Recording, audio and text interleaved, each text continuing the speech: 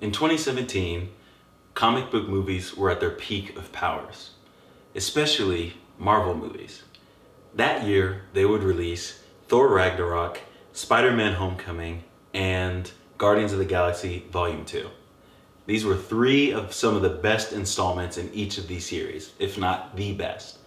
And they set the tone for what comic book movies could be, and honestly at the time, should be. It was a far cry from the Fantastic Four movies of the early 2000s and the X-Men movies of the same. But that's exactly why Fox had to make Logan in 2017. Hugh Jackman didn't want to do it unless he could drop the F-bomb basically as much as he wanted. It was set to be an R-rated comic book film. Marvel had perfected at this point the period genre kind of movie. Think about Captain America, Winter Soldier, for instance. While it is a comic book movie, it is a Captain America movie. You get all the men in tights, you get all the crossover stuff. What you're really there for, why you really like it, is because it's not just flashing lights. It's actually an intense political thriller full of espionage and government cover-ups and secrets and conspiracies. It's that, but you get Captain America, Chris Evans slapped on top. And we loved it. That's what comic book hero movies were to us. But then Fox came in and said they wanted to change everything. Knowing that they wanted this movie to be a bit more angsty, a bit more grown up, fully leaning into the R-ratedness of it all, this could have come with a lot of backlash. No one could have liked this movie. It could have been a bit too much for the times, especially at peak Marvel. But instead, we loved it. It grappled with themes of aging and failure and redemption and fatherhood. We love Logan 2017, and if you haven't seen it, go watch it, please. Genuinely, pause this, go watch it, and then come back. I'll be here, I promise. But we're gonna talk about why we love it so much, the themes that go on in it, because it's not just aging. It's not just redemption. It plays on themes that go back as far as history, that go back as far as some of the most famous religious texts in all of the world. If you're familiar with this channel or not, you'll come to find out that I am a Christian. And this story, I think, is telling us that Logan is Moses. Instead of doing a plot summary or overview, I think we can dive straight into my claim here that Logan is Moses. I think the way that we can understand this story better is by digging into these characters and seeing how they relate to our central one, Logan. He is the sun to our solar system in this case. And by digging into their relationships and their themes and colliding with one another, I think we can get to the point. Let's start with Logan. When we meet him, he is in a state similar to Moses when he meets the burning bush. Logan believes that he is not worthy of anything. The life that he lives now is the life that he deserved because of his actions. He believes that the only thing that is in him that is useful to anyone, including himself, is his rage, his ability to kill. Moses, as a young man, was raised in the Pharaoh's house. He was found by the Pharaoh's daughter and raised as a son or grandson of sorts, but knew that he was a Hebrew because his sister and his mother raised him to know so. They were his caregivers in the house. And as we see his pride in being a Hebrew grow, his knowledge of being a Hebrew grow, we see an interaction that happens in Exodus.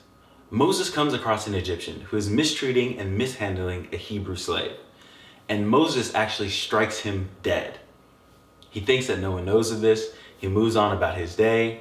But later on, he hears the Hebrews actually, not the Egyptians, the Hebrews saying, "Oh, are you gonna kill me?"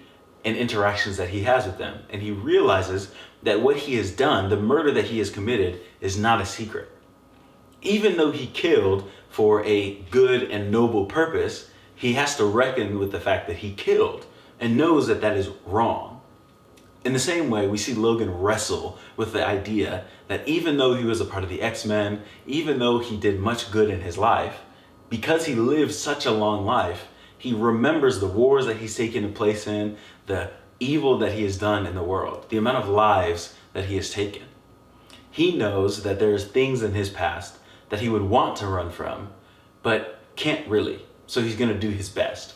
And that's where we meet him, pre-burning bush, having run away from home and not yet accepting a new purpose, understanding what it is and who it is that he really is and could be. The first duo of characters we're going to look at is Charles and Caliban. These two characters are pulling Logan in a similar direction, though very differently. The first time we meet Charles, it's because we understand that the drugs that Logan was buying were not really for himself. They were actually for Charles. And he has a degenerative brain disease. One that is not really specified, but we understand makes him dangerous. They keep referencing some event where it's very clear that he hurt people, probably even killed a few. But he's incoherent. He's singing, he's very, almost Willy Wonka-esque. We don't understand what's going on with him. This is not the Charles Xavier that we knew. This is not the sharp, pensive, emotionally intelligent man. This is something different, at least on the surface. When he sees Logan, he calls him the man that puts him to sleep, because Logan has anti-seizure and sleeping medication. He knows that this place that he's living in, a silo that's supposed to protect the outside world from his brain, is not good. But there's holes in that silo. In the same way that light shines in on him in the darkness, light shines in on his brain with moments of lucidity that mean that he can hear from another one of our characters who we'll get to later.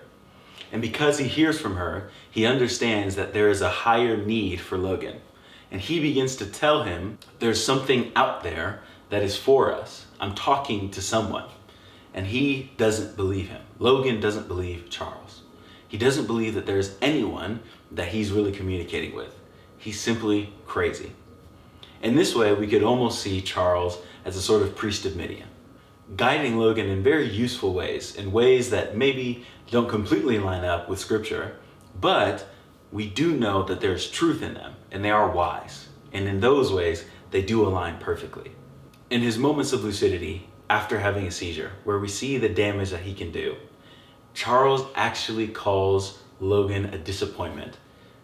Later on, we actually see that he calls him a disappointing student. He says that he couldn't call him a great student. And there's joy there in that moment. There's still love there between Charles and Logan. They're all they have left. They still have their history together. But Charles is so disappointed that he is still running away from who it is that he could be. I want to bring up a quote from Tolkien. Tolkien said, after the passing of one of his friends, that he didn't just miss his friend, though he did miss him dearly. He actually missed the side of his community that this friend could bring out. You see, it wasn't just that this friend was gone. It was that the smile that he could bring out of his other friends was gone too. Likewise, Charles and Logan have gone through so much together. And because they've gone through so much together, all the people that have died that they knew have taken bits of them with him. For Logan, who has lived such a long life and finally found family in the X-Men, he believes with their passing and with no new mutants, no new X-Men, that there is nothing left of him but his rage. That is what Logan thinks is core about him. And Charles is trying to get him to understand that that's not true, but can't get through to him in such a way that he has almost given up hope. The second in this duo is Caliban, who we actually meet in X-Men Apocalypse, helping the villain. Apocalypse was actually the first mutant, one who could empower other mutants, give them stronger powers, something that is actually very good for them, something that would be good for mutant kind. But Caliban is there giving aid to Charles. Caliban is there giving aid to Logan by taking care of Charles, by making sure that there's food, by making sure that Charles is eating, by making sure that the medicine is administered properly. He knows exactly what kind of medicine he needs, and he's even keeping up with Logan, recognizing that his eyesight is going away. Because you see, Logan is dying. The adamantium that was grafted to his bones is killing him. And Caliban is the first one to really point it out and show concern for him, show that he's slipping. Caliban shows us what a person can become. He's a mirror to Logan of what he can be.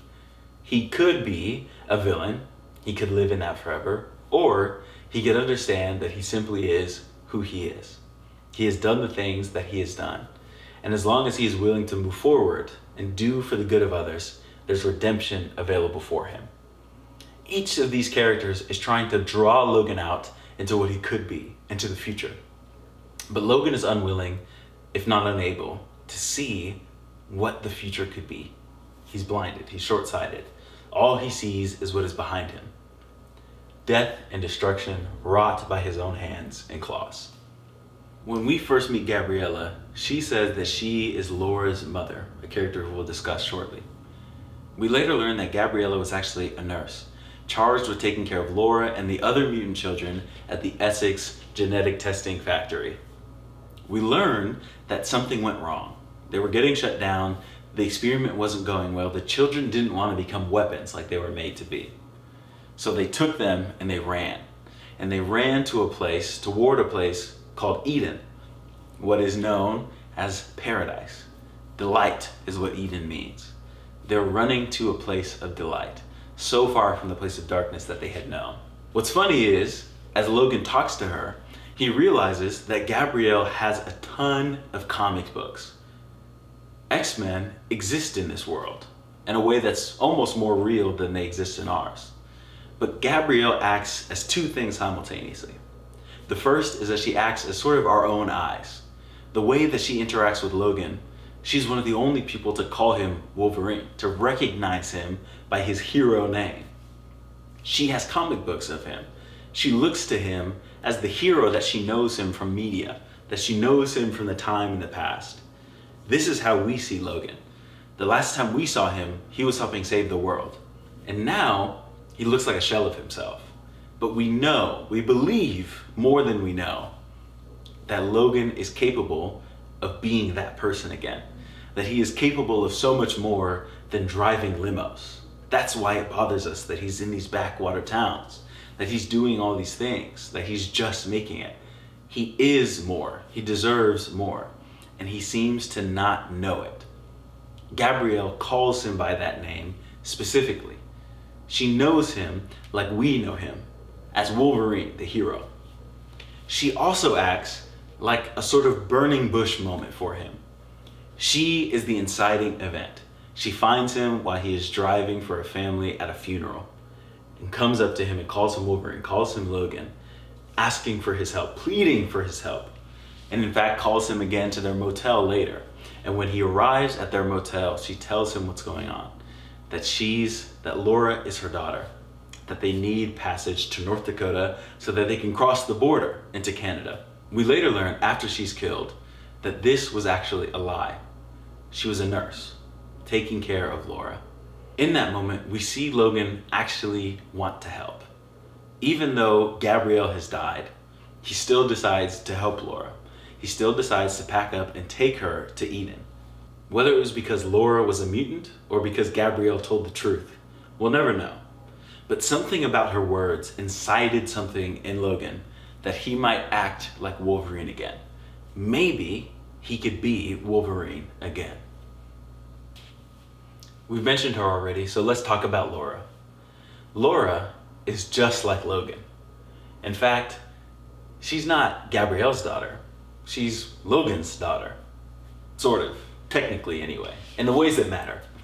She is just like him, born of a human woman and made to be just like Logan, using his genetic DNA, giving her claws, even foot claws, a thing that Charles speculates is something to do with her sex, her biology. It's just different.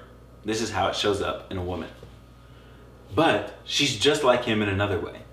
She is already marked and drowning in her rage. She kills people. She kills to survive, yes, but she is killed. And Logan knows that she'll have to learn to live with that. He says as much to her later in the film. But she has the chance to be different. She's a kid. She could be better than him. What parent does not want their kids to be better than them? The cry of the next generation is to take the baton from the one that came before them and to carry history forward. And that is what Laura represents as his daughter. Laura represents a future where they could live in delight, where X-Men, where mutants can live in Eden. But there's another who is exactly like Logan as well, and that's X-24. X-24 is a clone made in the Essex lab. Essex is the company that was doing the genetic mutations. And X-24 is Logan in his prime. He's stronger, he's faster, and more importantly, he is designed to be filled with nothing but rage. He only listens to the scientists that created him. Rage, they believe, is Logan's superpower. They agree with Logan that that is who he is. His past, his ability to kill, that is the best that he has to offer. They are tracking down Logan and Laura as they make their way from the south up into Canada. These two characters, Laura and X-24, they act as mirror images of Logan. X-24 is who Logan thinks that he is. The man who killed back in the desert, like Moses. The man who killed in a way that he believed he had to, but maybe didn't. And Laura represents this future that can't really be seen. I want to tell a story from Exodus to give us a better image. Early on, after God had delivered them across the Red Sea, while they're in the wilderness, the people of Israel need water. And God tells Moses, though the people are grumbling, you have cried out to me and I will answer you. And he says to him, go up to the rock that you see, and I want you to take your staff and strike the rock. And that's exactly what Moses does. And as he strikes the rock, water that is good to drink comes out of it. It's an amazing moment. It's a moment that is strange, but is amazing. When you strike a rock, water comes out of it. But later on, they're in the same situation again. The people are grumbling, they're thirsty, they need water. And God tells Moses, there's a rock over there. I want you to go speak to that rock. Tell water to come from that rock. And this time, Moses goes again to the rock. The people are still grumbling. Things are bad. Things are just getting gross. And instead of speaking to the rock, Moses gets frustrated. And maybe in a lapse of judgment, remembers what God told him to do those years ago. And he strikes the rock. He uses the power, the violence that he knew from striking down the man, from striking the rock previously, and strikes this one. But God told him to speak to it. Here's the interesting part. God still brings good water from the rock that Moses struck instead of speaking to. The people still get fed. But Moses is told that you, your brother, this generation, they will not see the promised land because of your disobedience. This was the last straw of sorts. This disobedience means that you, Moses, will not get to see the promised land, not get to enter into the promised land. And that's exactly what happens. Moses is taken up onto a hill. He takes the people up onto a hill, and this is where we get Deuteronomy, and he begins to speak to them. And this hill is given as the mental image that you have is that Moses is able to see into the land of Canaan, the land that would become their home for generations. But he can't go in because of this moment. Moses was unable to conquer his greater violent instincts, his instincts to disobey the voices that would be calling him to who it is that he could and should be, the things that he could and should do. Logan, in the same way, is faced by these voices, through Laura, through Gabrielle, through Charles, through Caliban. But he's also faced with who it is that he himself believes that he is, and people like X-24 and the Essex Company. The end of the movie is a particular bit of fascination. There's a drug that boosts your ability to use your powers, but it also makes you go a bit crazy. And Logan takes an entire jar. He takes an entire jar, but he doesn't just do it for no reason. He does it so that he can save the kids and help them cross from North Dakota to Canada. At this point, he realized that the place in Eden was real. It was always real. He doubted for no reason, but he still doesn't think that it's a place for him. He doesn't go with the kids when they take their hike into Canada. He doesn't suggest going in earlier and push them to go earlier. He knows that Essex is following them and gives them the best advice that he can and says that when they go, he will take his time and he'll head back home. But inevitably, the kids are followed. They're caught. And in a desperation, Logan takes this vial, knowing that it will do nothing but give him power and increase the rage in his mind. He does it for a good cause. He uses what he knows, what he believes is all he has, his rage, to do what he does best. And he kills. He kills a lot of people. And so does Laura. He is making his path through the rage, through what he believed was his greatest downfall. It becomes a weapon for him. It becomes a power to him. Until he comes across X-24. At this point, the medicine has worn off, and there's nothing that he can do. So, he keeps trying to rage. His body is broken. His mind is discombobulated. He tells the kids to stay away from him. And he fights X-24, the literal embodiment of all the rage that he has had inside of him, all the damage that he could do in his prime. And he loses. Logan loses the fight. I think it's very important that Logan doesn't win the battle against X-24. You see, Logan losing is not just because he's old and he's weak, though that is the case. Logan losing is a loss to the rage that is in him. He let it consume him. And yes, it brought life. The rock still brought water. But he never got to see Eden. He never got to see a place that was meant for him, for mutants. But Laura does. And he made sure that Laura did. Because you see, Laura is Logan. X-24 might be an embodiment of his rage and his more violent tendencies, but Laura is the image of Logan as his daughter. She represents not just his capacity for rage and violence, but also his tenderness, his care for others, his playfulness as a child.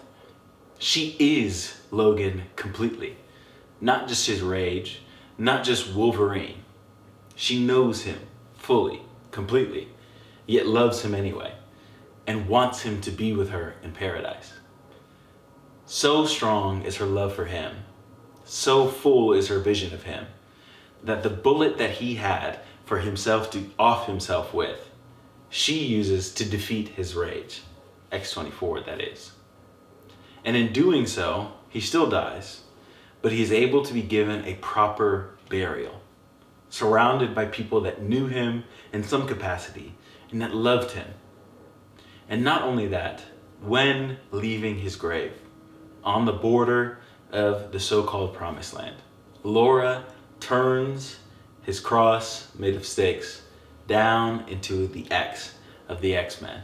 She knew that he was Logan, but she also knew that despite his flaws, despite the things that he couldn't defeat in himself, he still managed to show up one last time as Wolverine, the hero. You see, the story of Exodus, and your story by default, is not just the story of deliverance from slavery, though that is very important. The story of humankind is a story that took us from life that was full to death and then back to life. Moses never got to see the promised land, but when he died shortly thereafter, Joshua and the rest of them got to enter into Canaan. And by doing so, the next generation was able to live out and carry on the torch of history. Laura does the same for Logan, and we do the same in our own lives. You see, the gospel that is found in here is that Jesus died. He did not strike the rock. He spoke to it. He did everything properly. Not just so that you and I would have the ability to not be rageful or not be given to our sinful proclivities in any other way, but so that we in this life, not just our kids' life, would be able to experience life abundantly again. And that is really what Logan is through the mind of Christ.